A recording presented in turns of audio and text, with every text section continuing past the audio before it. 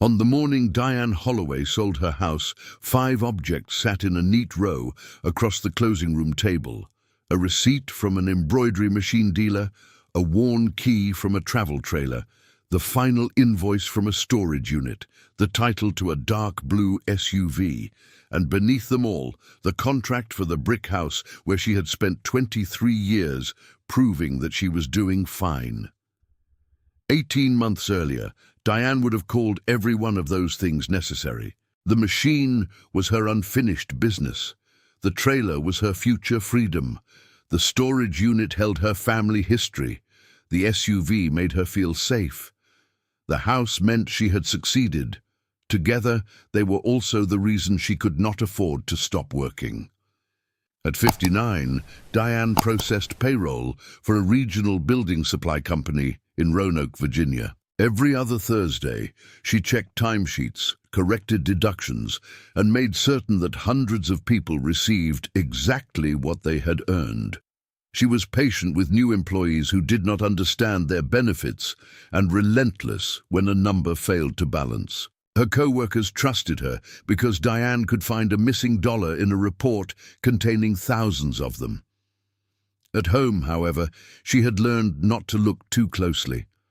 The morning her heating system failed, the first cold rain of October tapped against the kitchen windows. Diane turned the thermostat up twice before admitting that the air coming through the vents was cold. By noon, a technician was kneeling beside the old unit with a flashlight. By 2, he had explained which components were failing and handed her an estimate that made her stomach tighten. The repair was not catastrophic. It was the kind of expense a homeowner eventually expected. That was what frightened her. Diane owned a house, drove a polished SUV, and had spent 3 decades working steadily. Yet after paying the bills scheduled for that week, she had only $1,160 available. She placed the repair on a credit card. That night, Diane sat at the kitchen table beneath a brass light fixture she had once considered elegant. The dining room beyond it was dark. 2 bedrooms down the hall were empty. In the driveway, rain shone on the SUV. Several miles away, a trailer she had not used in 14 months sat behind a locked fence. Across town, a storage company charged her every month to protect furniture she had not seen since her divorce. For years, Diane had told herself that her salary simply was not large enough to save more. But as she opened one statement after another, a different possibility began to form. Maybe she was not supporting one life. Maybe she was supporting several abandoned versions of it. If stories about ordinary women rebuilding their financial security speak to you, you are welcome to stay with Diane. Her solution would not be sudden wealth. It would begin with the difficult question of what her money was still being asked to maintain. The next morning, Diane logged into her workplace retirement account before she could change her mind. She had avoided the planning tools for almost a year. The balance looked substantial when viewed alone, roughly $146,000, but the number did not answer the question that kept her awake. Could it support the life she was building? She entered her current contributions, expected working years, and estimated expenses. The result was not a verdict, and the screen carefully explained that projections depended on assumptions. Even so, the gap was unmistakable.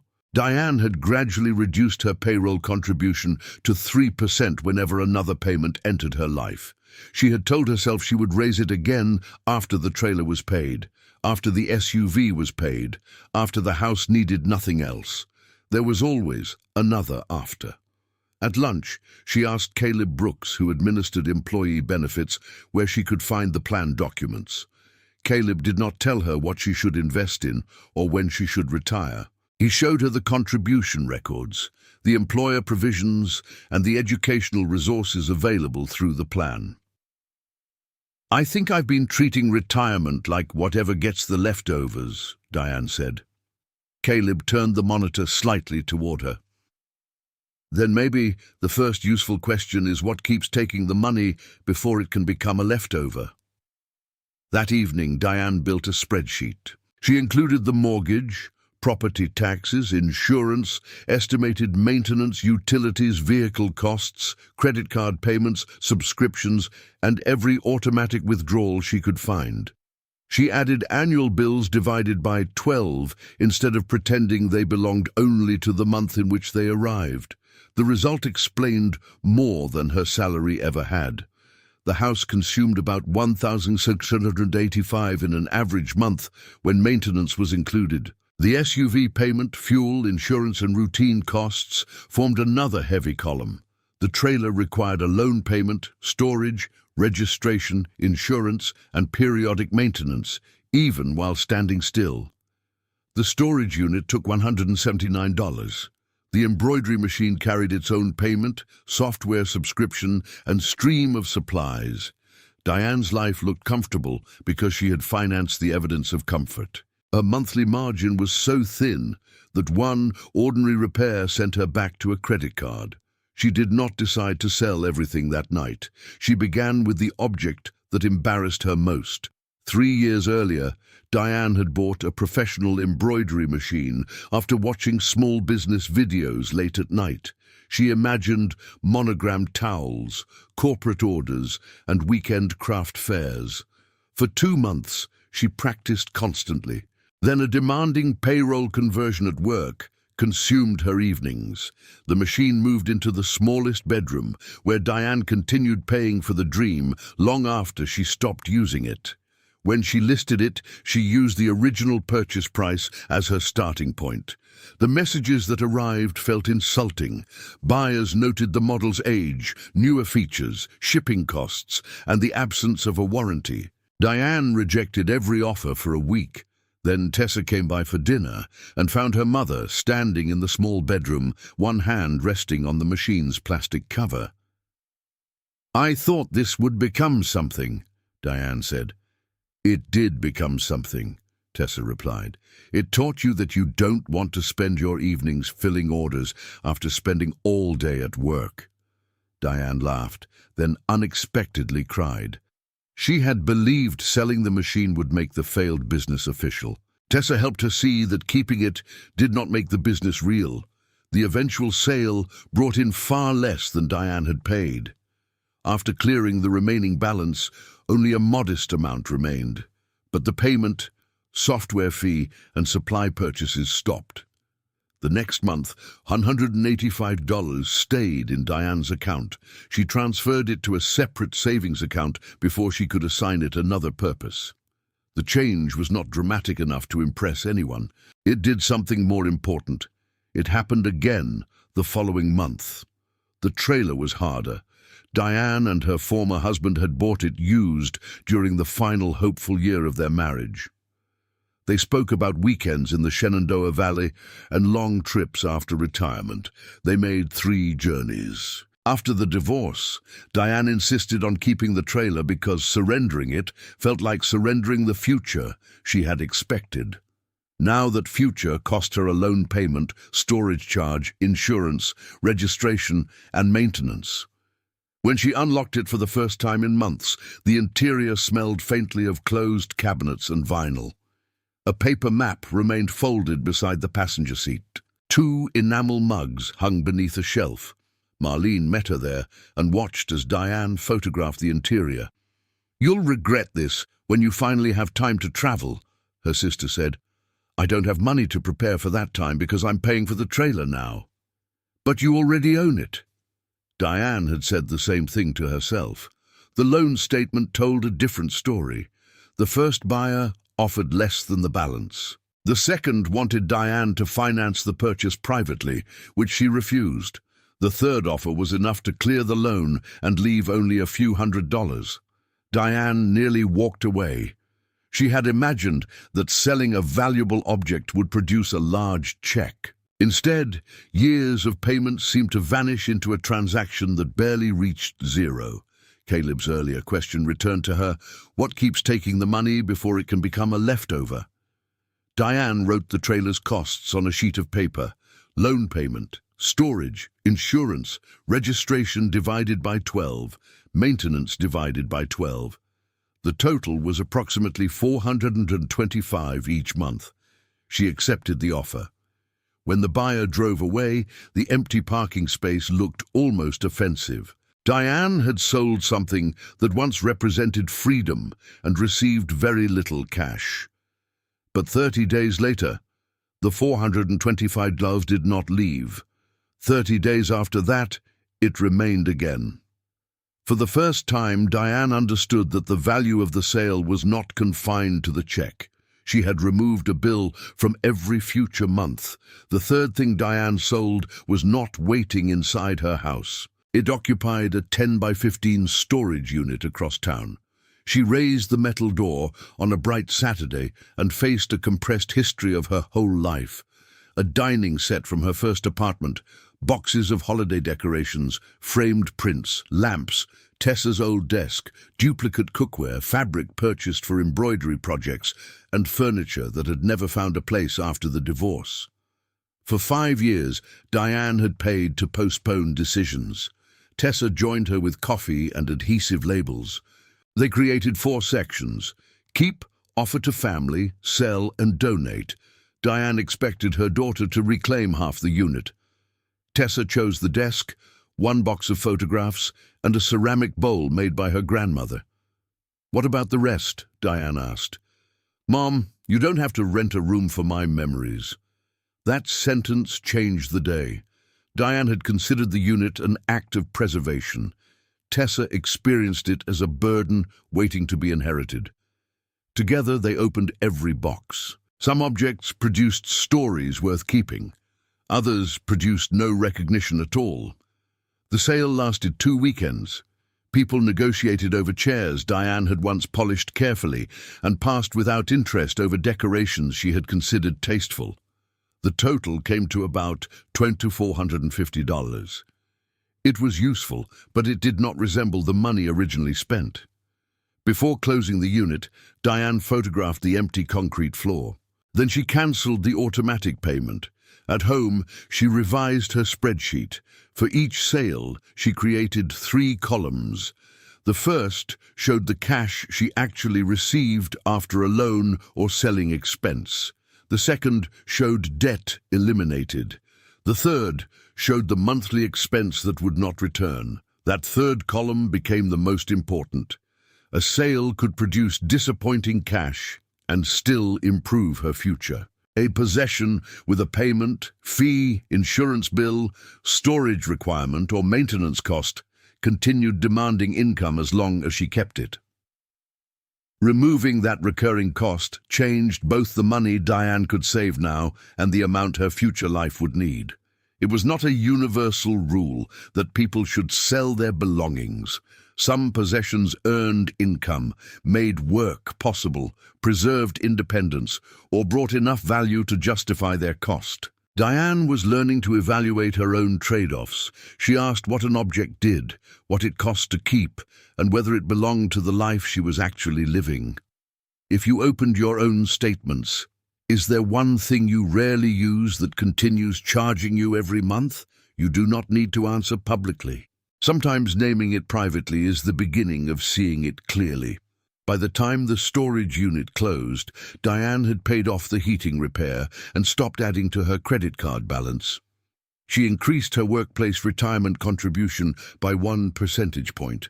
It was not the maximum, and it was not a promise. It was simply the first increase she had made in years.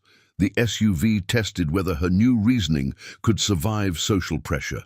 Diane had purchased the vehicle after her promotion to senior payroll clerk. The salesman described its safety systems, quiet ride, and resale value. Diane also liked how it looked in the company parking lot. It suggested she was established, even when she felt uncertain. Her commute was 11 minutes. Most days, the back seats carried nothing but reusable grocery bags. When Diane mentioned selling it, Marlene stared at her across the kitchen table. First the machine, then the camper, then all that furniture. People are going to think something is wrong. Something was wrong. You know what I mean. Diane did know. Marlene feared the story other people might invent. Financial trouble, failure, decline. Diane had feared it too. But those imaginary observers did not pay the SUV bill. She researched the vehicle's market value, requested several written offers, and compared the loan payoff with what she could actually receive. Because she had owned it for several years, there was enough equity to combine with proceeds from the earlier sales and purchase a reliable used compact car without a new loan. The smaller car was not perfect. It had a faint scratch near the rear door and lacked heated seats. Diane paid for an independent inspection before buying it. She also compared insurance and estimated fuel and maintenance rather than looking only at the sticker price. On her first Monday driving it to work, she parked farther from the entrance than usual. She told herself the shade was better there. The truth was that she did not want anyone to see. At lunch, a warehouse supervisor named Harriet noticed Diane's keys. "New car?" Harriet asked. "New to me?" "Smart color. Mine shows every speck of dust." That was the entire conversation. No one gathered around to discuss Diane's decline. No one asked whether she was in trouble. The judgment she had paid so much to avoid had lived mostly inside her. The SUV sale produced the largest monthly change so far. Without its payment and with lower operating costs, Diane had room to accelerate the credit card payoff, add to her emergency savings, and raise her retirement contribution again. 4 things were gone. Diane expected relief to feel complete. Instead, the house became louder. She heard the heating system cycle through empty rooms. She noticed how long it took to clean a second bathroom no one used. The dining room held only the brass light fixture and the table she had kept from the storage unit. Tessa's former bedroom remained arranged for visits, although her daughter lived nearby and preferred sleeping at home. The house was not extravagant. It was a modest brick ranch built in the 1970s. Diane had cared for it for 23 years. The mortgage was approaching its end. Every familiar rule said that selling now would be foolish. Then Nora Ellis walked through it with a notebook. Nora did not begin with a sales price. She asked about the roof, plumbing, heating system, property taxes, insurance, utilities, yard service, and repairs Diane expected during the next 5 years. She explained that a listing price was not the same as net proceeds, and that selling would involve transaction and moving costs. "I'm not trying to persuade you," Nora said. "I'm trying to make sure you compare the whole cost of staying with the whole cost of leaving." That evening, Diane compared the house with a smaller rental in an older building near the library and a public trail. The apartment was not luxurious. It had 1 bedroom, large windows, a narrow balcony, and a view that reached toward the Blue Ridge Mountains. Rent could rise. She would give up control over some decisions. Moving would cost money. Apartment living had risks and trade-offs of its own. But the monthly difference was meaningful, and the house would soon require work that her thin reserve could not absorb. Diane still could not imagine signing the papers. Marlene made the choice harder.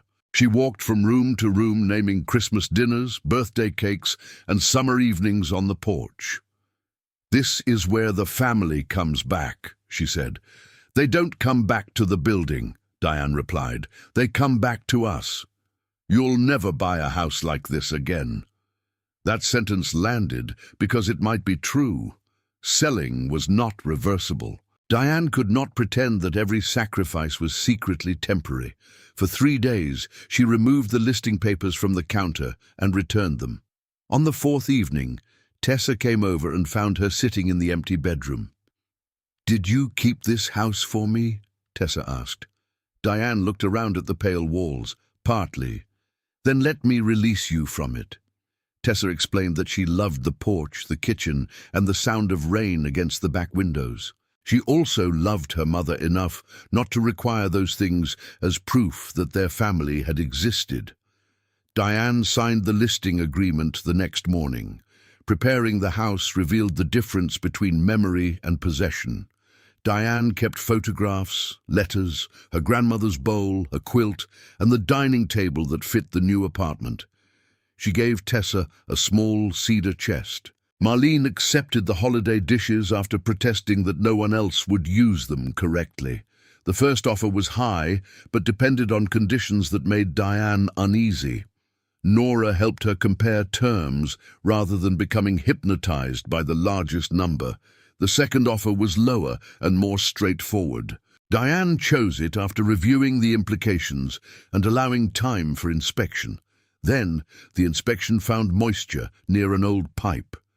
For 24 hours, Diane believed the entire plan had collapsed. The buyer requested a repair and credit. The net proceeds fell again.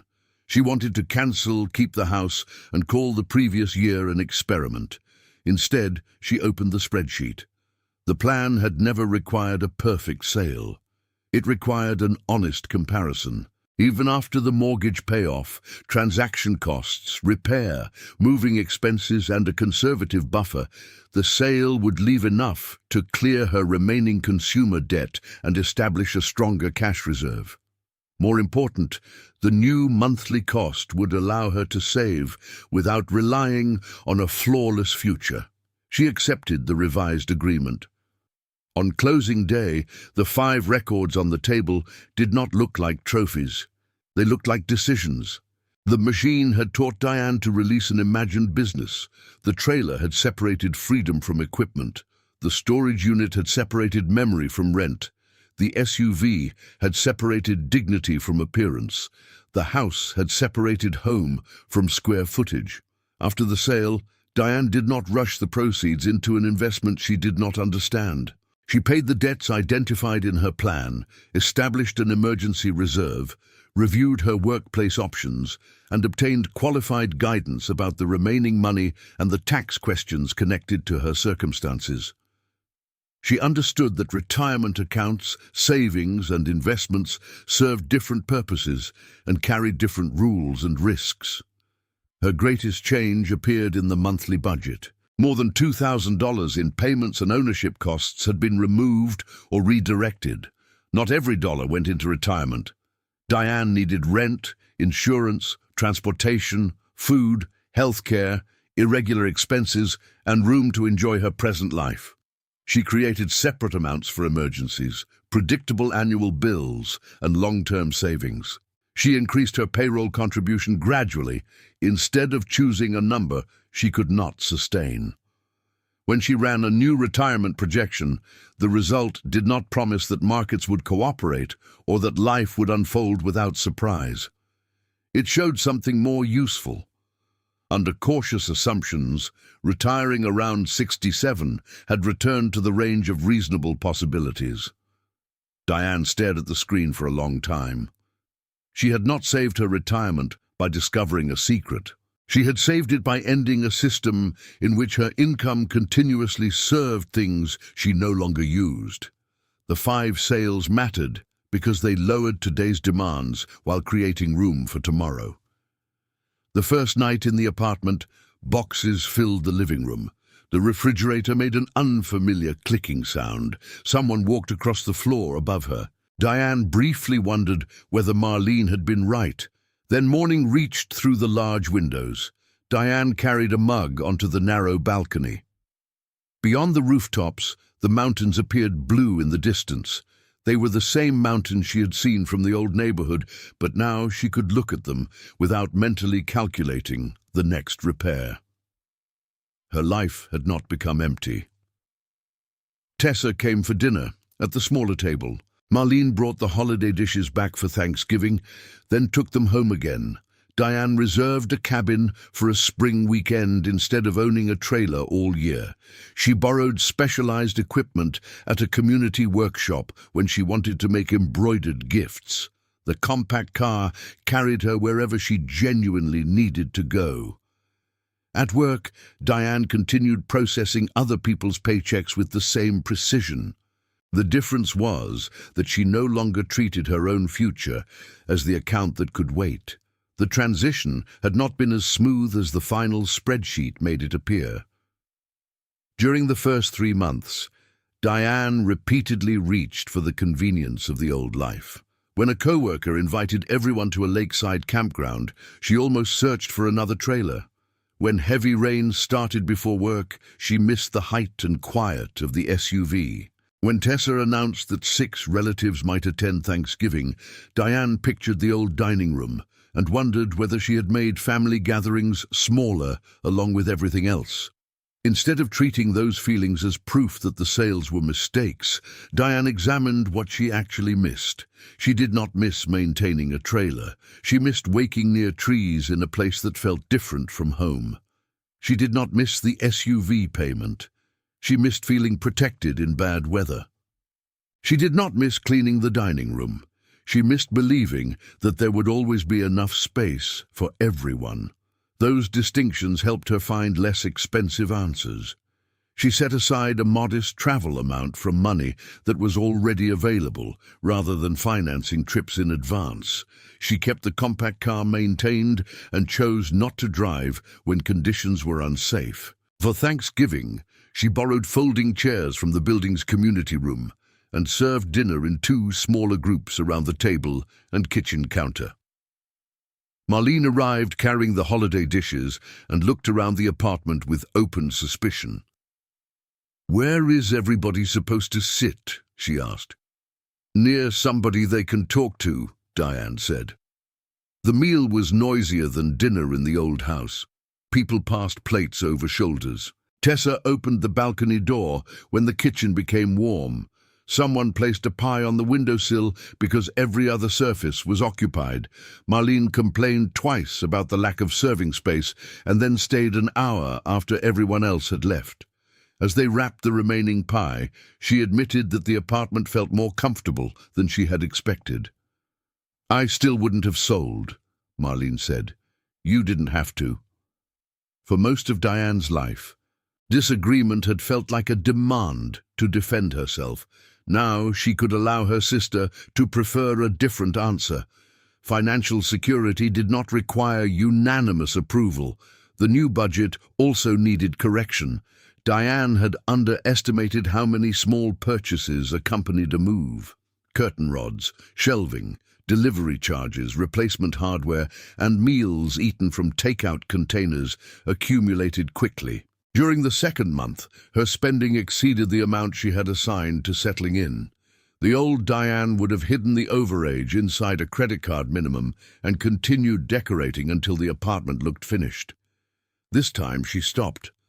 She left 1 wall empty, returned 2 lamps, and moved the remaining purchases into later months. The apartment did not need to become a smaller version of the house immediately.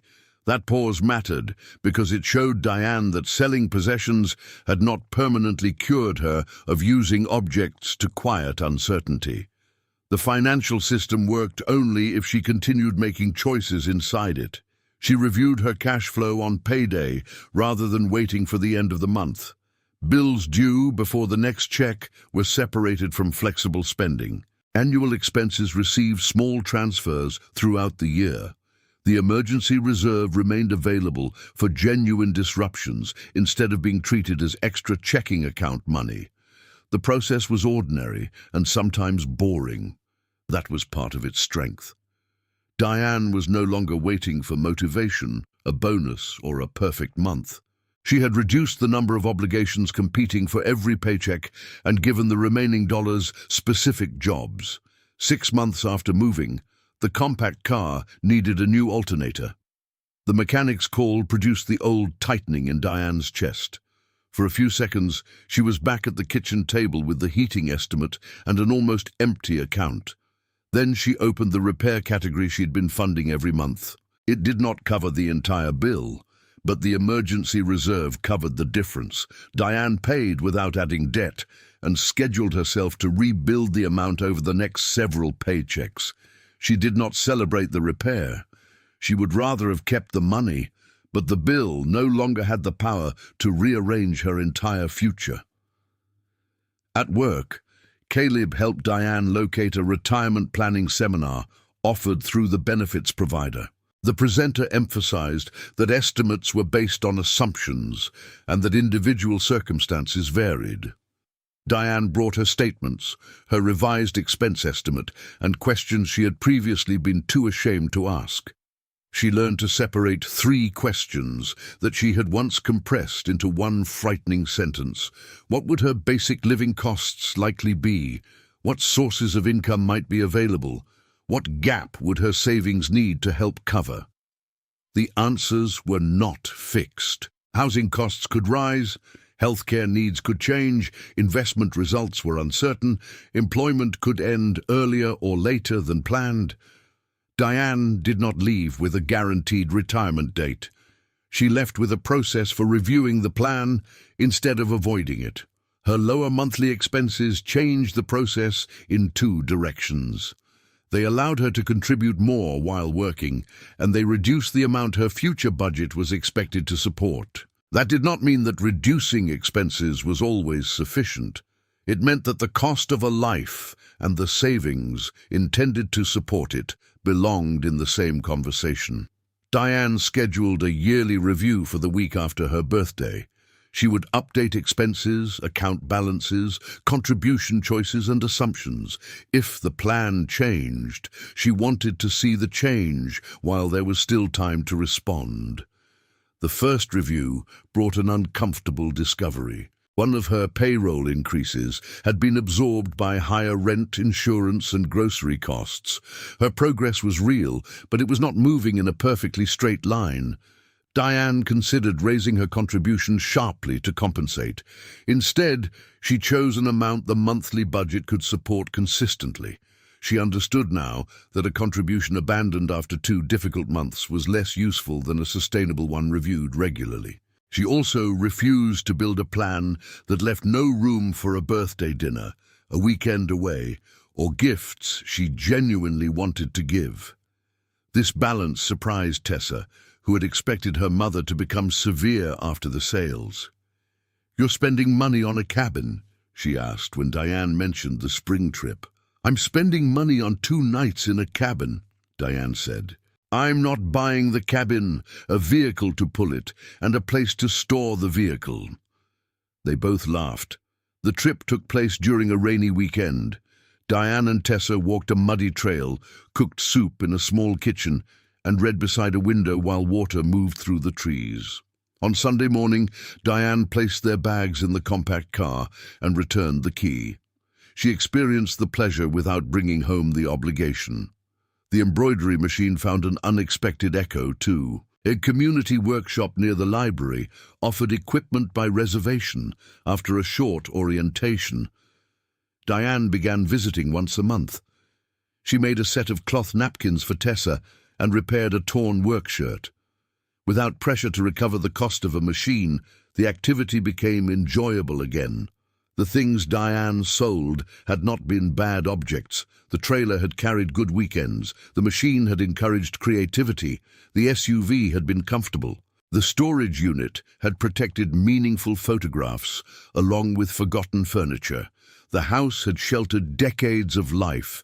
The problem was not that she had once wanted them. The problem was continuing to pay for all of them after their purpose had changed. Marlene understood that distinction slowly.